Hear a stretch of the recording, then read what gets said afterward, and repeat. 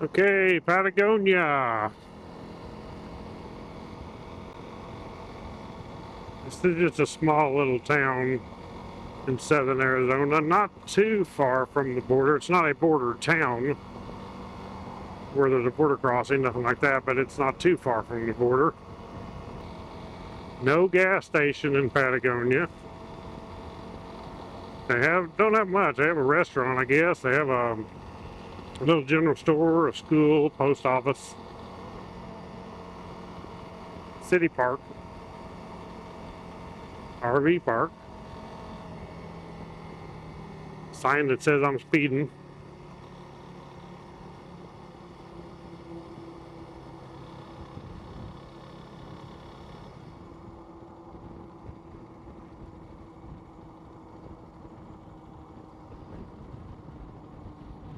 Gonna turn right here, I guess. I'm not actually sure. I don't remember which road I'm supposed to turn on, but we'll find it.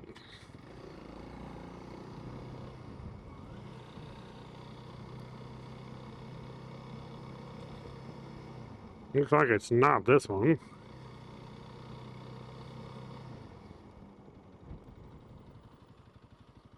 Turn this way. I'm looking at the map anyway. Yeah, it's probably gonna be just another street over and down.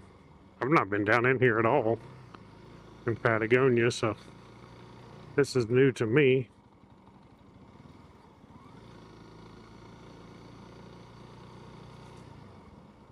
I've been through out on this trail that I'm going to go on. It actually goes, so this is probably it. But you can go through here. You can actually come out at Green Valley. If you keep on going, I know you can go through there. I've not been all the way to Green Valley through here, but it probably won't today. I'm just going to do some side excursions out here, check out some trails. Yeah, I think this is it. I remember this.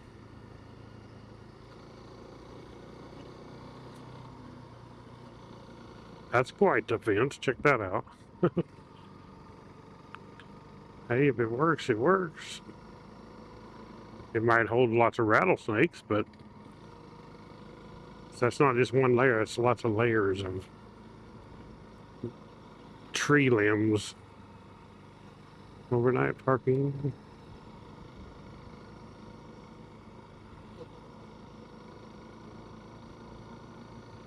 So I can tell you, after riding, let's see, I went 54 miles. 50 miles, I was say, just round it off. 50 miles at mostly 65 to 68 mile an hour with that windshield. It is a stupid, huge improvement when the wind's hitting you. As far as the wind hitting you with your shield up in your eyes, hitting your chest area, it blocks it. You still do have a little bit of fluttering of your helmet. You're going to get some of that, but to me, it's not that bad. I've got this at a pretty steep rake. And, I mean, like I've said, too, when I made the first video on this, that windshield, to me, is worth it. And even if you didn't want the windshield, that bar is what's worth it to me, to have a mount for the GPS. You could take the windshield off and not even use it, and still keep the bar with the GPS mounted here. So, pretty cool. Definitely love the Garmin Tread 2 and the XT2. I do have links for both of them below if you want to check them out. The cameras I'm using, of course, is the DJI. I have the DJI Osmo Action 6 right here, and inside my helmet I have a DJI Mic 3 that's wireless connected.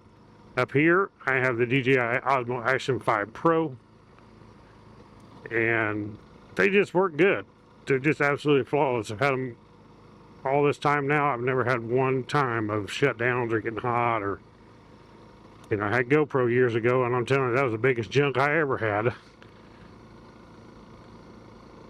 Never would use GoPro again. I don't know how people do it. They get by with it somehow, but good luck to them. I wish them well. But I will stick with DJI and being flawless. But also, like I said on the Garmin, that remote control right there, the handlebar controller it's called, that is a game changer. I wish I had this on my I have my Go Wing and my Trail 125. I only have one on here.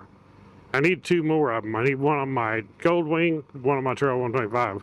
It's just so handy because now I can ride, especially if you're in the rough stuff off-road. It's real nice because you don't have to take your hands off the bars if you need to zoom in or out or change something on the GPS. I mean, you just do that, you can keep your hands on your bar, so it's a lot safer with the handlebar controller on there. It just works so good. This is a pretty nice area down in here. And we can look at the Garmin Tread 2 here, and we can zoom out, and there is a lot of trails out here. One cool thing I noticed too is when I zoom out a ways, it actually shows me the peaks. Like it shows Castle Butte, it says here. There's different ones. Mammoth, Mine, Johnson Spring, all these different springs. Happy Jack Mine. There's a whole bunch of them, and it shows them all on this map, which is really cool. It shows all the trails out here. You can click on the trails, and it actually will tell you unpaved road, paved, you know, just tells you what it is too. That's pretty handy. So I used my phone for a while back years ago, and when I first got a Garmin Zumo XT, that was a game changer. Never use a phone again, because a dedicated GPS like this is just so much better than your phone, especially when you get out in places where there's no signal. You got no cell phone signal. This thing works perfectly all the time. It's connected to my phone to where, but that's only so I can use the Tread app on there. I can play music from my phone. It goes through here. I can control it through this controller, like change the tracks of the song, start or stop the songs. I can do all that. Another cool thing is if you have like the XT2 or this one, you can use that Garmin's Zumo radar on the back of your bike, and it shows you when your blind spot. So it shows you when people are going to pass or people's behind you. Really cool feature. I have it on my Go Wing. I'll just have to show you that again. If you haven't seen my video, I do have one showing it, but it's awesome. The Garmin Zumo radar. But this GPS is the stuff, buddy. So I'm gonna get off here, start making some videos out here on these trails. So we'll see what we find today. Keep track of my next videos. If you subscribe to my channel, you click that bell icon, you'll be notified every time my new videos come out. So first off, before I get off here, I want to give thanks to my #1 sponsor, who is my Lord and Savior Jesus Christ, who is the Savior of the world. So, God bless you all. Click that thumbs up, hit that subscribe button, hit the bell icon. You'll be notified when I put out a new video, and we'll catch you all on the next adventure. Right on. Check out them rocks up there. God is good.